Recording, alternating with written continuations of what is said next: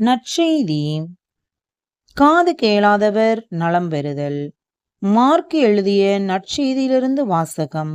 அதிகாரம் 8, இறை வார்த்தைகள் 31 முதல் 37 முடிய.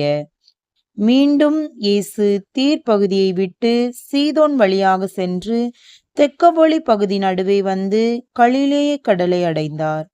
காது கேளாதவரும் சிக்கி பேசுபவருமான ஒருவரை சிலர் அவரிடம் கொண்டு வந்து அவர் மீது கை வைத்து குணமாக்குமாறு அவரை வேண்டிக் கொண்டனர்.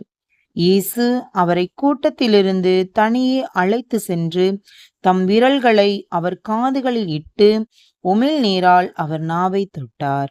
பிறகு வானத்தை அண்ணார்ந்து பார்த்து பெருமூச்சு விட்டு அவரை நோக்கி, எப்பத்தா, அதாவது திறக்கப்படு என்றார்.